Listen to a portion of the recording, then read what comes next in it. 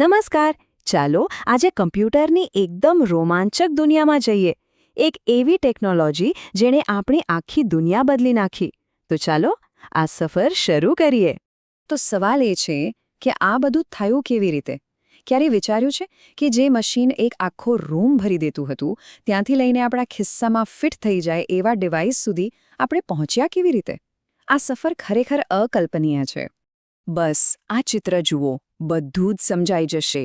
એક બાજુ છે પેલું મહાકાય ENIAC, જે દુનિયાના સૌથી પહેલા ઇલેક્ટ્રોનિક કમ્પ્યુટર્સમાંનું એક હતું, અને બીજી બાજુ એકદમ આધુનિક, હાથમાં સમાઈ જાય એવું ડિવાઇસ.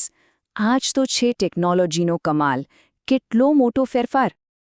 પણ આ ઇલેક્ટ્રોનિક કમ્પ્યુટર આવ્યા એ પહેલાં શું હતું? શું ગણતરી થતી જ નહોતી? ના, એવું નથી. ચાલો જરા પાછળ જઈએ અને જોઈએ કે ઓન બટન નહોતું ત્યારની દુનિયા કેવી હતી. આ સફર શરૂ થઈ હતી 17મી સદીમાં પાસ્કલિન જેવા મશીનોથી. પછી આવ્યા ચાર્લ્સ બેબેજ, જેમના ડિફરન્સ અને એનાલિટિકલ એન્જિને તો કમ્પ્યુટરનો પાયો જ નાખી દીધો. આ બધા મિકેનિકલ મગજ હતા. પણ અસલી ગેમ ચેન્જર આવ્યું 1946માં, જ્યારે ENIAC ચાલુ થયું. અને બસ અહીંથી જ ઇલેક્ટ્રોનિક યુગની શરૂઆત થઈ. તો ENIAC પછી શું થયું? આ આખી સફરને આપણે 5 મોટી છલાંગોમાં, એટલે કે 5 પેઢીઓમાં સમજી શકીએ છીએ. દરેક પેઢીએ કમ્પ્યુટરને નાનું, વધુ ઝડપી અને પહેલા કરતાં અનેક ગણું શક્તિશાળી બનાવ્યું. તો ચાલો શરૂ કરીએ પહેલી પેઢીથી. આ એ સમય હતો જ્યારે કમ્પ્યુટર ખરેખર મહાકાય હતા, અને એટલા જ નાજુક પણ. આ કમ્પ્યુટર્સનું દિલ એ હતું વેક્યુમ ટ્યુબ.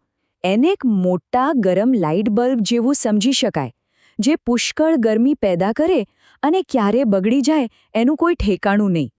એટલે સમજી શકાય કે આ મશીનો કેટલા મોટા, મોંઘા અને ભરોસા વગરના હતા. પણ યુનિવેક 1 નામનું એક કમ્પ્યુટર આવ્યું, જે પહેલું એવું હતું જે વેચાયું. આના કારણે કમ્પ્યુટિંગ પહેલીવાર સરકારી લેબ્સની બહાર નીકળ્યું. તો વેક્યુમ ટ્યુબની આ બધી સમસ્યાઓનું શું? એનો કોઈ ઉપાય તો હશે ને? બિલકુલ.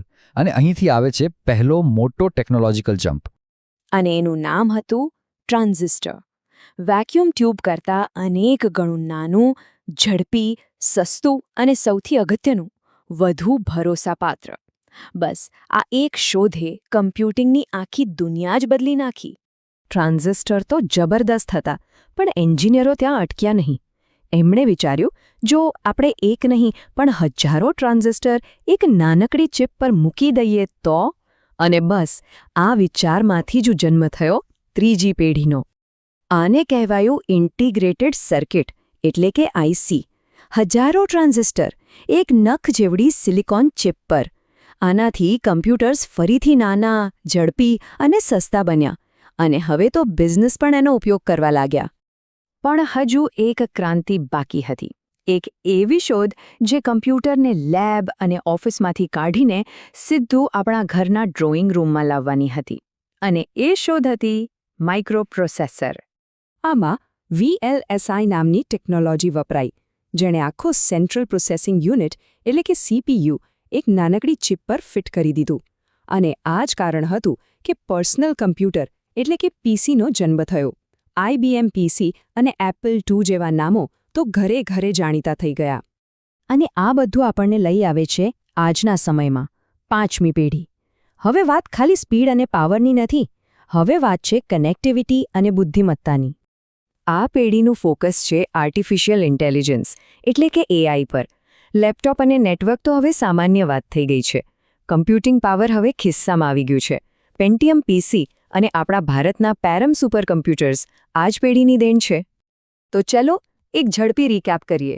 શરૂઆત થઈ વેક્યુમ ટ્યુબથી, પછી આવ્યા ટ્રાન્ઝિસ્ટર, પછી ઇન્ટિગ્રેટેડ સર્કિટ, પછી માઇક્રોપ્રોસેસર અને હવે AI. દરેક પગથિયે કમ્પ્યુટર લોકોની વધુ નજીક અને વધુ શક્તિશાળી બનતું ગયું.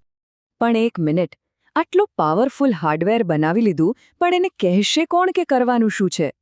બસ અહીંથી જ એન્ટ્રી થાય છે સોફ્ટવેરની. જો હાર્ડવેર શરીર હોય ને, તો સોફ્ટવેર એનું મગજ અને એની ભાષા છે. પહેલાં તો બિચારા પ્રોગ્રામરોને કમ્પ્યુટર સાથે 0 અને 1ની ભાષામાં જ વાત કરવી પડતી. વિચારો. પછી એસેમ્બલી લેંગ્વેજ આવી, જે થોડી સહેલી હતી, પછી સી અને જાવા જેવી હાઈ લેવલ ભાષાઓ આવી, જેનાથી પ્રોગ્રામિંગ ઘણું સરળ બન્યું. અને આજે તો આપણે એઆઈ અને વોઇસ રેકગ્નિશનની વાત કરી રહ્યા છીએ, જે કમ્પ્યુટર સાથે વાત કરવાની રીત જ બદલી નાખશે. તો આટલી લાંબી સફર પછી આપણે પહોંચ્યા ક્યાં? જવાબ આપણી ચારે બાજુ છે, આપણા રોજબરોજના ગેજેટ્સમાં. ચાલો જોઈએ કે આ આખો ઇતિહાસ આજના ડિવાઇસમાં કેવી રીતે જીવી રહ્યો છે. આ છે ડેસ્કટોપ કમ્પ્યુટર. આજે પણ ઘરો અને ઓફિસમાં પાવર અને પરફોર્મન્સ માટે આ જ રાજા છે. આ સીધો ચોથી પેઢીની ક્રાંતિમાંથી આવ્યો છે. અને પછી આવ્યું લેપટોપ, જેને ડેસ્કટોપની બધી જ તાકાતને એક બેગમાં ભરી દીધી. આજ તો 5મી પેઢીનો કમાલ છે. પાવરફુલ કમ્પ્યુટિંગ ગમે ત્યાં ગમે ત્યારે. અને ટેબ્લેટ? એણે તો કમ્પ્યુટિંગને એકદમ સરળ બનાવી દીધું. આંગળીના ટેરવે. આટલા વર્ષોનો હાર્ડવેર અને સોફ્ટવેરનો વિકાસ આ એક પાતળા ટચસ્ક્રીન ડિવાઇસમાં સમાઈ ગયો છે. તો આ હતી કમ્પ્યુટરની એક રૂમથી શરૂ થઈને આપણા હાથ સુધી પહોંચવાની અદ્ભુત કહાની. 5મી પેઢી એઆઈ પર ચાલી રહી છે. પણ આના પછી શું? આ સવાલ આપણને વિચારવા મજબૂર કરે છે. 6ઠ્ઠી પેઢી શું લાવશે? શું એ ક્વોન્ટમ કમ્પ્યુટિંગ હશે? કે પછી બાયોલોજિકલ કમ્પ્યુટર્સ? કોને ખબર? ભવિષ્ય શું હશે એ તો સમય જ બતાવશે. પણ વિચારવા જેવું ખરું નહીં?